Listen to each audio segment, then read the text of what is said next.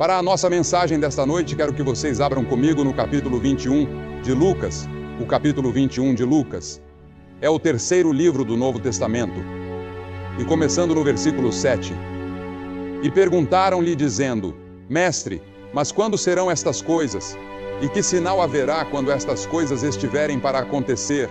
E ele disse: Acautelai-vos, para que não sejais enganados, porque muitos virão em meu nome, dizendo: Eu sou o Cristo, e o tempo está próximo. Não vades, pois, após eles. Mas quando ouvirdes de guerras e tumultos, não vos assusteis. Porque é necessário que isso aconteça primeiro, mas o fim não será logo. Então disse-lhes: Levantar-se-á nação contra nação, e reino contra reino, e haverá grandes terremotos em vários lugares, e fomes e pestes. Haverá também coisas espantosas e grandes sinais do céu. Mas antes de todas estas coisas, lançarão as mãos sobre vós, e vos perseguirão, entregando-vos às sinagogas e às prisões, conduzindo-vos à presença de reis e governadores, por causa do meu nome. Os discípulos haviam perguntado: Quando será o fim do mundo? Qual será o sinal da tua vinda? Eles acreditavam que Jesus Cristo viria novamente e que haveria o fim de uma era, não o fim da terra, nem o fim do mundo como pensamos, mas do cosmos, o sistema mundial dominado pelo mal. Então, há um versículo peculiar, um dos menores da Bíblia, lá em Lucas 17:32, começando no versículo 28. Ele diz: Da mesma forma que foi nos dias de Ló, comiam, bebiam, compravam, vendiam, plantavam, edificavam. Mas no mesmo dia em que Ló saiu de Sodoma, choveu fogo e enxofre do céu e destruiu a todos. Assim será no dia em que o Filho do Homem se manifestar. Naquele dia, quem estiver no eirado, tendo seus bens em casa, não desça para os levar, e quem estiver no campo, não volte atrás. Lembrai-vos da mulher de Ló. Esse é o meu texto para esta noite. Lembrai-vos da mulher de Ló. Agora, por que Jesus diria algo assim? Que coisa estranha para ele dizer: Lembrai-vos da mulher de Ló. E então, em 2 Pedro, no terceiro capítulo, a Escritura diz: O dia do Senhor virá como um ladrão de noite, no qual os céus passarão com grande estrondo, e os elementos ardendo se desfarão, e a terra e as obras que nela há se queimarão. E você pode perguntar: Billy, você acha que essas coisas vão acontecer? Bem, vamos voltar e estudar o porquê de Jesus ter dito: Lembrai-vos da mulher de Ló. Tudo começou com Abraão. Abraão foi chamado por Deus. Ele era amigo de Deus. Ele foi um grande homem de Deus. Ele era um grande homem de fé. E quando Deus lhe disse certa vez para levar seu único filho Isaque e oferecê-lo no Monte Moriá como sacrifício, Abraão obedeceu. Ele estava prestes a sacrificá-lo quando Deus parou sua mão no ar, no momento em que a faca estava prestes a descer. Deus o estava testando para ver o quanto Abraão realmente amava e obedecia a ele. Abraão viajou por todo o Oriente Médio. Começou em Ur, próximo de onde atualmente ocorreu a guerra entre o Iraque e o Irã. Depois foi para Harã com seu pai, Terá, seguiu para Canaã, desceu ao Egito, retornou a Betel e continuou indo e vindo por todo o Oriente Médio. Ele se tornou muito rico, possuindo grandes rebanhos de gado e ovelhas. Abraão tinha consigo seu sobrinho Ló, e sua esposa se chamava Sara. Mas há um perigo nos bens e na prosperidade. Abraão se tornou rico, e a prosperidade frequentemente traz pobreza espiritual. Abraão cometeu alguns pecados diante do Senhor, mas corrigiu suas falhas, confessou seus erros e Deus o perdoou. A Escritura diz em Eclesiastes 6: Há um homem a quem Deus deu riquezas, bens e honra, e nada falta à sua alma. E Jesus disse: É mais fácil um camelo passar pelo fundo de uma agulha do que um rico entrar no reino dos céus. Agora, quem são os ricos? As pessoas que vivem na Europa, na América, no Reino Unido, na Irlanda ou nessa parte do mundo são consideradas ricas se comparadas com os padrões de muitos outros países. Mesmo que tenhamos roupas para vestir e sapatos para calçar, já somos considerados ricos. E Jesus disse que será muito difícil para uma pessoa rica entrar no céu. Por quê? Por causa de todas as tentações e perigos que a riqueza traz. Agora, Ló também se tornou rico. Abraão era rico e Ló também. Eles decidiram se separar porque seus servos estavam brigando entre si. Abraão disse: Ló, se você quiser ir para a direita, vá, eu irei para a esquerda. Se você quiser ir para a esquerda, eu irei para a direita. Você escolhe. Então, Ló olhou para o vale e viu as bem irrigadas planícies do Jordão. Ele também viu Sodoma, e sua esposa e família provavelmente o incentivaram. Então ele escolheu ir para Sodoma. Sodoma, uma cidade perversa. Imagine tudo o que vem à sua mente quando você pensa em Wall Street, Las Vegas, Soho em Londres, a Reeperbahn em Hamburgo, ou o bairro da Luz Vermelha de Amsterdã. Reúna tudo isso em uma só imagem, e você terá o que Sodoma era naquela época. Ezequiel, o profeta, certa vez disse: Eis que esta foi a iniquidade de Sodoma, o orgulho. Sodoma era muito orgulhosa. Eles excluíram Deus. Estavam orgulhosos de si mesmos e das coisas que haviam feito. E então, diz o texto, estavam cheios de pão e com abundância de ociosidade, tanto ela como suas filhas. Em outras palavras, tinham tudo o que precisavam para viver com lazer e conforto. No entanto, não fortaleceram a mão dos pobres e necessitados. Ignoraram os pobres, os necessitados e os oprimidos do mundo. Muitas vezes, nós também ignoramos os necessitados.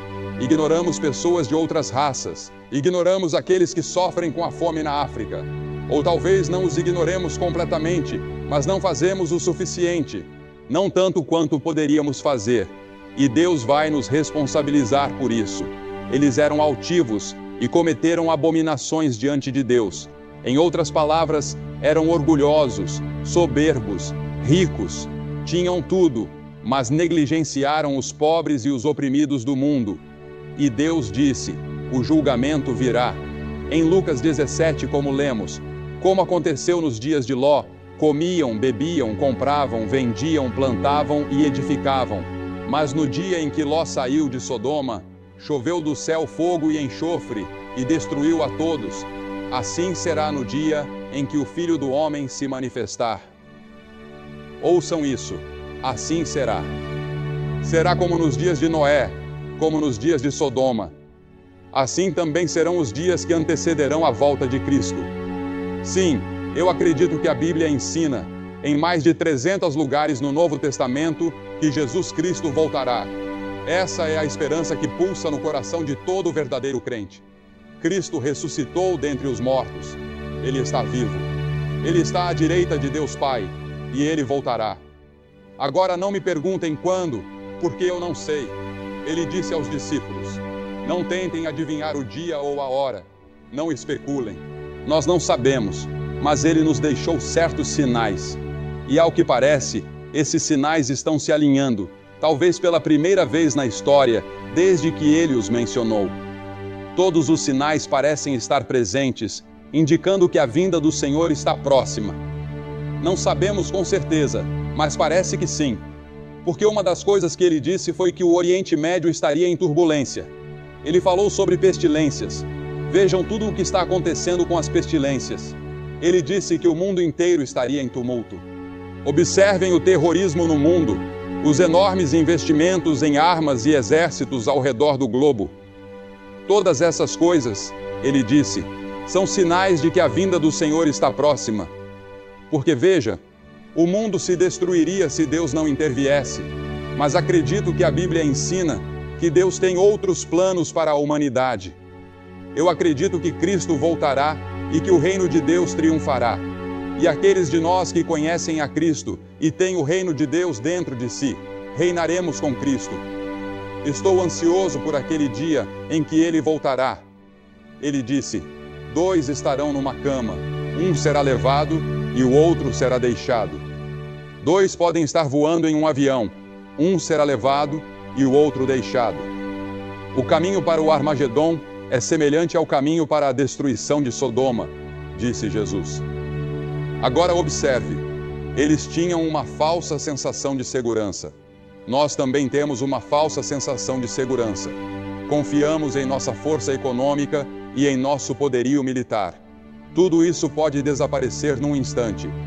Isaías, no capítulo 31, versículo 1, diz: Ai dos que descem ao Egito em busca de ajuda, que confiam em cavalos e colocam sua esperança em carros de guerra, mas não olham para o Santo de Israel, nem buscam ao Senhor. Eles não olham para Deus. Nós não buscamos ao Senhor.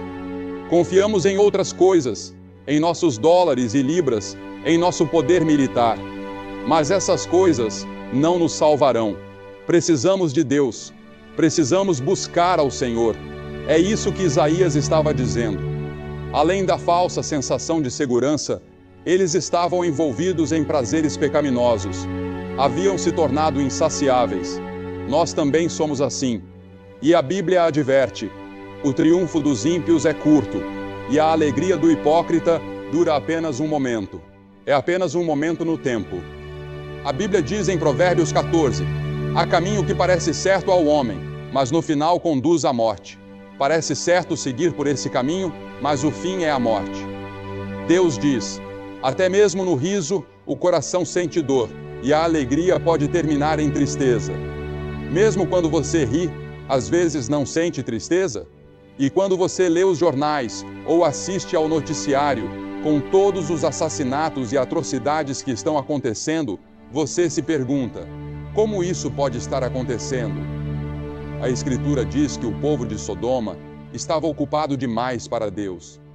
Estavam ocupados demais ganhando a vida e desfrutando os seus prazeres para dedicar algum tempo a Deus. E assim somos nós. Não damos a Deus o primeiro lugar em nossas vidas. Deus não exige de nós um sistema legalista, mas Ele exige o primeiro lugar em nossas vidas. Ele quer ser o Senhor que se assenta no trono do seu coração, que controla e governa a sua vida. E foi por isso que Ele enviou o seu Filho, Jesus Cristo, para morrer na cruz e derramar seu sangue, para que os nossos pecados fossem perdoados. Porque veja, o problema do mundo hoje pode ser resumido em uma palavra: pecado. E a Bíblia diz: todos pecaram e estão destituídos da glória de Deus. Somos todos pecadores. Nascemos no pecado. Somos pecadores por escolha e pecadores por prática. E esse pecado nos separa de Deus, de modo que não temos um senso de realização. Não conhecemos o propósito e o significado de nossas vidas. Você pode buscar prazeres e diversões, mas eles não satisfazem. Algo lá no fundo clama por algo mais. Esses prazeres não resolvem o problema do seu lar. Não resolvem o problema do desemprego. Algo está fora de equilíbrio. Algo está errado. Eles também eram culpados de idolatria. Idolatria. Esse é o pecado que Deus mais odeia. É também o pecado do mundo ocidental hoje. Na verdade, é o pecado do mundo inteiro. Romanos 1:25 diz: trocaram a verdade de Deus pela mentira, e adoraram e serviram coisas criadas em lugar do Criador. Qualquer coisa em sua vida que ocupe o lugar de Deus, torna-se o seu Deus. Qualquer coisa que domine seus pensamentos e tome mais do seu tempo do que o Deus vivo, torna-se o seu Deus. Além disso, eles também eram culpados de perversão sexual. Uma das últimas direções que uma nação toma antes do julgamento costuma ser essa. Geralmente encontrada em sociedades abastadas. Não relações sexuais normais, mas perversões de vários tipos. Tentativas de encontrar novas maneiras de obter prazer através do sexo. Isso se torna uma ocupação em tempo integral para muitas pessoas. Basta ir a uma banca de revistas hoje e você verá uma infinidade de publicações dedicadas a isso, tentando encontrar algum novo ângulo, alguma nova abordagem. Agora, no meio de tudo isso, em Sodoma, vivia Ló. Ele havia escolhido Sodoma como seu lar, e as Escrituras dizem que ele era infeliz e estava atormentado. O problema de Ló era que ele tinha um pé no reino de Deus e o outro pé num mundo pecaminoso. Ele estava preso entre os dois. Ele não era feliz no mundo pecaminoso. e também não era feliz no reino de Deus. E muitos de vocês são assim. Vocês frequentam a igreja, são membros de uma igreja, acreditam em Deus com a cabeça. Às vezes leem a Bíblia e têm uma aparência religiosa. Mas lá no fundo, sabem que seus corações pertencem ao mundo, ao cosmos, a este sistema mundano dominado pelo mal. Muitos de vocês têm uma herança cristã. Seus pais eram cristãos. Vocês aprenderam sobre a Bíblia na escola. Mas agora, vocês são homens ou mulheres do mundo, ou jovens, mas nunca se sentem plenamente satisfeitos com seu relacionamento com Deus. Algo está errado, algo está faltando, algo está perdido. Vocês sabem o que é. Talvez nunca tenham nascido de novo. Talvez nunca tenham realmente recebido Cristo de forma total e completa como seu Senhor e Salvador. E nesta noite, nesta última noite dessa grande missão, esta é a sua noite de fazer esse compromisso. Nós temos esperança em Cristo. Nós temos algo a oferecer às pessoas. Um novo dia, um novo reino, um novo mundo. Um novo mundo está para nascer. Um novo céu e uma nova terra. E nós faremos parte disso porque estamos no seu reino. Jeremias chorou por Jerusalém porque viu que o julgamento estava chegando e ele foi chamado de o profeta chorão. Jesus chorou por Jerusalém 700 anos depois e disse: Jerusalém, Jerusalém, quantas vezes quis eu ajuntar teus filhos, como a galinha ajunta os seus pintinhos debaixo das asas, e não quisestes. Agora o julgamento está vindo sobre ti. Deus avisou Sodoma. Ele enviou 2 mensageiros para alertá-los, mas a esposa de Ló não acreditou. Ló acreditou. Os mensageiros alertaram. A esposa de Ló foi avisada: não olhe para trás. Mas ela não creu. Ela olhou para trás e se transformou numa estátua de sal, exatamente como tinha sido avisada. A ira de Deus foi derramada sobre Sodoma. A esposa de Ló, assim como Abraão, sabia que isso estava chegando. Abraão orou e disse: Senhor, se encontrares 50 pessoas justas em Sodoma, pouparás a cidade. Deus disse: sim. Abraão perguntou: e se forem 45, e 30, e 20, e 10? E Deus respondeu: sim. Mas não havia nem mesmo 10 pessoas justas, 10 pessoas totalmente comprometidas com Deus. Assim, o julgamento veio. Agora, qual é a lição que aprendemos com essa declaração? Lembrem-se da esposa de Ló. Por que Jesus disse isso? Primeiro, lembre-se de que ela era a esposa do sobrinho de Abraão. Ela viveu na tenda de Abraão muitas vezes e viu o poder de Deus. E a quem muito é dado, muito será exigido. Em segundo lugar, lembre-se do que um casamento errado pode causar. Ela era uma cananeia, e Deus havia proibido seu povo de se casar com essas tribos pagãs ao redor deles. Quantos homens e mulheres já foram destruídos por casar com a pessoa errada, que os influenciou de forma equivocada? Por isso é tão importante buscar a pessoa que Deus tem para você. Em terceiro lugar, acho que Jesus disse isso para que nos lembremos do pecado dela. Parece um pecado tão pequeno, mas representava algo muito mais profundo. Representava anos de incredulidade. Representava rebeldia contra Deus em muitas ocasiões. Deus, em sua misericórdia, estava dando a ela outra chance. E Deus disse: não olhe para trás, não olhe para Sodoma. Sodoma estava sob o controle do diabo, mas ela não conseguiu evitar. Seu coração ainda estava em Sodoma, mesmo enquanto escapava do julgamento. O pecado dela não parecia tão grande, apenas olhar para trás, mas algo mais profundo dentro dela a fez olhar para trás. E em quarto lugar, lembre-se de que ela estava quase salva. Eles estavam no portão de Zoar, a cidade de refúgio. Naquela época, as cidades de refúgio eram locais onde as pessoas podiam correr caso tivessem cometido um crime, como o homicídio, até que seus casos fossem resolvidos e eles tivessem um julgamento justo. Isso era necessário, porque a justiça muitas vezes era feita com linchamentos ou apedrejamentos instantâneos. Eles estavam bem na entrada de Zoar quando a esposa de Ló olhou para trás. E foi naquele momento que ela se transformou numa estátua de sal. Agora, a Bíblia diz que Agripa, o grande rei, ouviu Paulo pregar, e ele quase foi persuadido, mas ele endureceu seu coração.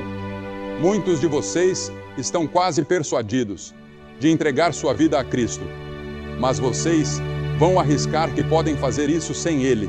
Alguns de vocês estão assim.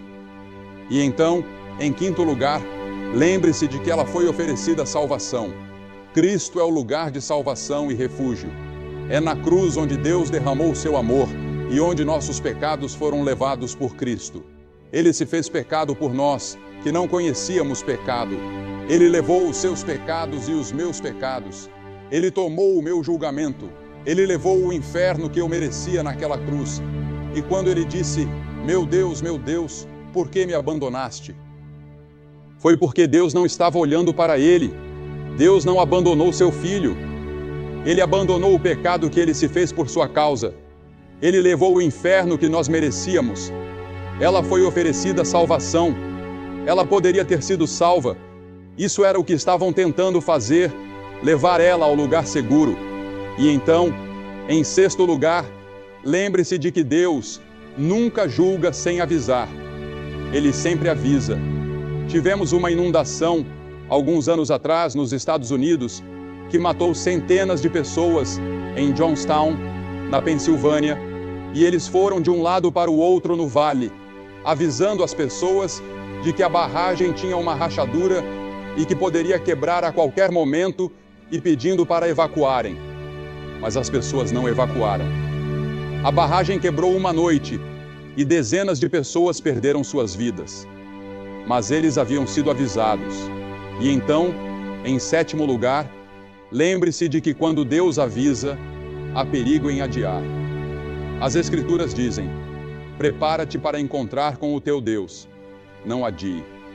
Quem endurecer o coração, sendo muitas vezes repreendido, será subitamente cortado e sem remédio. Venha a Cristo enquanto você pode. Agora é o tempo aceito. Hoje é o dia da salvação. Eu vou pedir que você fuja para o lugar seguro. O único lugar seguro e seguro em todo esse mundo é na cruz de Cristo e no túmulo aberto.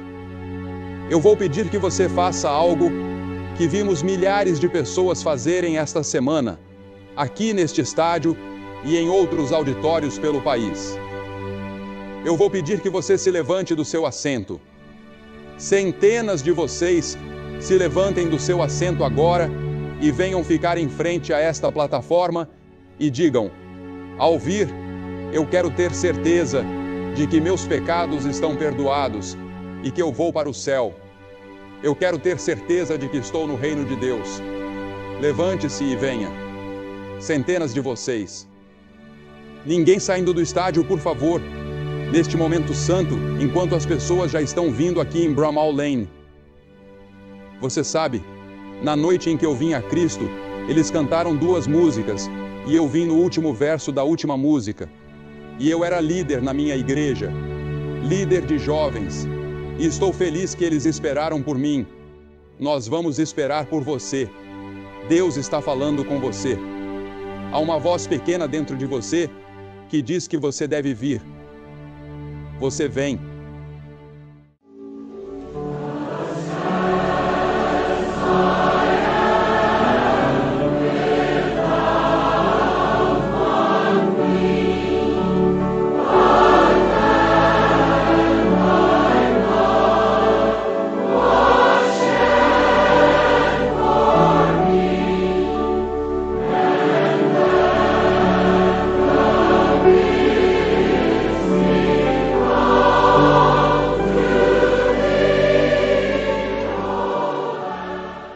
Você que está assistindo em outras partes do mundo, levante-se e muitas pessoas se ajoelham ao lado de seus televisores e fazem seus compromissos.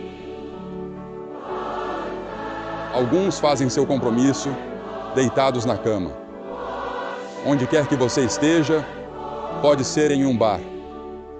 Recebemos tantas cartas de pessoas que assistem à televisão em um bar e fazem seu compromisso. Ou em um quarto de hotel. Se você estiver nos Estados Unidos ou no Canadá, pegue o telefone e ligue para o número na tela da sua televisão e faça esse tremendo compromisso com Cristo.